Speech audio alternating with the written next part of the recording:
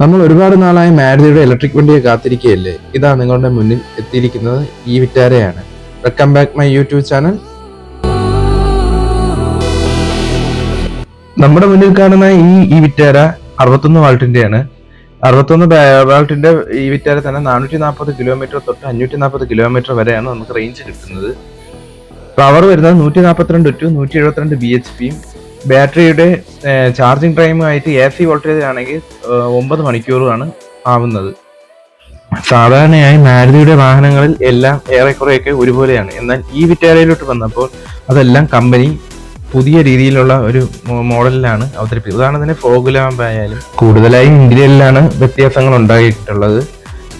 കൂടാതെ ഈ വാഹനത്തിന് 360 ക്യാമറയും മാരുതി നൽകുന്നുണ്ട്. ക്രാഷ് ടെസ്റ്റിലാണെങ്കിൽ ഗ്ലോബൽ NCP സേഫ്റ്റി റേറ്റിംഗ് നൽകിയത് 5 സ്റ്റാർ ആണ് ഈ വിറ്റാരയ്ക്ക് നൽകിയിട്ടുള്ളത്. ഈ വിറ്റാരയുടെ ഗ്രൗണ്ട് ക്ലിയറൻസ് വരുന്നത് 180 mm ടു 185 mm വരെയാണ്. ഈ വിറ്റാരയുടെ ടയർ സൈസ് വരുന്നത് 225/55R 18 ആണ്.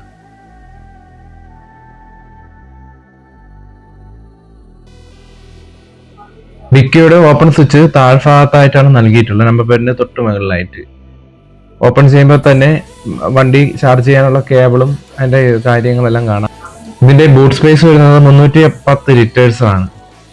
പിന്നെ ബാക്കിലെ ഇൻഫിനിറ്റിയുടെ 5.1ന്റെ ഒരു ആഡിയോ സിസ്റ്റമാണ് ഈ വാഹനത്തിൽ നൽകിയിട്ടുള്ളത്. ഇനി നമുക്ക് നേരെ ഇന്റീരിയറിലോട്ട് പോവാം. ഇതാണ് നമ്മളുടെ മിറർ അഡ്ജസ്റ്റബിളും പവർ വിൻഡോസിന്റെ എല്ലാം കൺട്രോൾസുകൾ. ഡാഷിന് സ്പീക്കർ നൽകിയിട്ടുണ്ട് വലതുവശത്തും ഇടതുവശത്തുമായിട്ട്.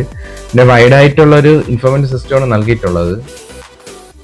പിന്നെ പിറകിലായി പഴയ തൊട്ടു മുമ്പത്തെ സ്വിഫ്റ്റിന്റെ പോലെ സൈഡിലായിട്ടാണ് ഡോർ ഹാൻഡിൽ സ്വിച്ച് വരുന്നത്. പിന്നെ സീറ്റ് നമുക്ക് ഇതായിട്ടാണ് മടക്കാം, 3 ഇതായിട്ട് മടക്കാൻ സാധിക്കും. പിന്നെ സ്റ്റിയറിംഗ് ഇന്റീരിയറിൽ നല്ല മാറ്റം മാരുതി ഈ വാഹനത്തിൽ കൊണ്ടുവന്നിട്ടുണ്ട്. പെട്ടെന്ന് കയറുമ്പോൾ തന്നെ നല്ല ലക്ഷറി വാഹനം എന്ന ലുക്കിലാവുന്ന രീതിയിലാണ് ഈ വാഹനത്തിന്റെ ഇന്റീരിയർ ഡിസൈൻ ചെയ്തിരിക്കുന്നത്. ക്ലസ്റ്ററൊക്കെ ഡിജിറ്റൽ ക്ലസ്റ്റർ തന്നെയാണ് മാരുതി ഈ വാഹനത്തിന് നൽകിയിട്ടുള്ളത്. പിന്നെ വൈഡ് ആയിട്ടുള്ള ഒരു സൺറൂഫും നൽകിയിട്ടുണ്ട്. സാധാരണ ബ്രസയിലൊക്കെ വരുന്ന ചെറിയ രീതിയിലുള്ള സൺറൂഫ് അല്ല. പിന്നെ 360 ക്യാമറയുടെ വ്യൂ ഇതാണ്. റിയർ സീറ്റ് നമുക്ക് 3 ആയിട്ട് തന്നെ മടക്കാം. സാധാരണ 50-40 രീതിയിലാണ് വരുന്നത്. പക്ഷേ ഇതിൽ 3 രീതിയിൽ സെൻട്രലിൽ ആ ഭാഗം നമുക്ക് മാറ്റി ആംബ്രസ്റ്റ് ആയിട്ടും യൂസ് ചെയ്യാൻ സാധിക്കും.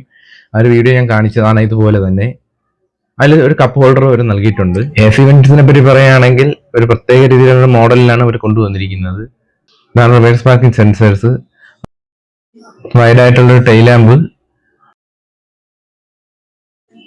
ഈ വിറ്റാരയുടെ ബ്രേക്കിംഗ് സിസ്റ്റം വരുന്നത് ഫ്രണ്ടും റിയറും ഡിസ്ക് ടൈപ്പ് ബ്രേക്കാണ്. ഈ വിറ്റാരയുടെ ചാർജിംഗ് പോർട്ട് വരുന്നത് ഫ്രണ്ട് ലെഫ്റ്റ് വീലിന്റെ ടോപ്പ് ഭാഗത്തായിട്ടാണ്.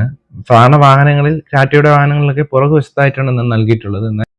ഡയമെൻഷന്റെ കേസ് പറയുകയാണെങ്കിൽ 4275 mm ലെങ്ത്തും വിഡ്ത്ത് വരുന്ന 1800 mm ഹൈറ്റ് വരുന്ന 1640 mm ആണ് ഈ വിറ്റാരയ്ക്ക് നൽകിയിട്ടുള്ളത്. ഈ വിറ്റാരയുടെ കോ ഡ്രൈവർ സീറ്റിൽ തന്നെ മൊബൈൽ ചാർജ് ചെയ്യാനുള്ള ഓപ്ഷനുകളാണ് നൽകിയിട്ടുള്ളത്. C ടൈപ്പും USB ടൈപ്പും അല്ലാതെ മറ്റു നമ്മൾ ചാർജർ കണക്ട് ചെയ്യുന്ന രീതിയിൽ. ഇത് ആണ് ഡോർ പേഡിന്റെ അകത്തെ കപ്പ് ഹോൾഡറും കാര്യങ്ങളുമാണ്. ഈ വിറ്റാരയ്ക്ക് ഉപയോഗിക്കുന്ന sound system infinity premium sound with 8 high performance speakers ആണ് നൽകിയിട്ടുള്ളത് ഈ വിറ്റാരയ്ക്ക്. ഇതാണ് നമ്മുടെ ഈ വിറ്റാരയുടെ കീ. പ്രൈസ് പറയുകയാണെങ്കിൽ 16 lakhsനും 20 lakhsനും അകത്തായിട്ടാണ് ഈ വിറ്റാരയുടെ ഓൺ റോഡ് പ്രൈസ് ആയിട്ട് വരുന്നത്. എന്റെ ഈ കുഞ്ഞു വീഡിയോ നിങ്ങൾക്ക് ഉപകാരപ്പെട്ടു എന്ന് കരുതുന്നു. കൂടുതൽ വിവരങ്ങൾക്ക് താഴെ കാണുന്ന എന്റെ നമ്പറുമായിട്ട് കോൺടാക്ട് ചെയ്യുന്നതാണ്. വണ്ടി ബുക്ക് ചെയ്യുവാനും മറ്റു ഡീറ്റെയിൽസിനായും. ആദ്യമായിട്ടാണ് എന്റെ ചാനൽ കാണുന്നതെങ്കിൽ ഒന്ന് സബ്സ്ക്രൈബും കൂടി ചെയ്തേക്കും. അപ്പോൾ അടുത്ത വീഡിയോ കാണാം.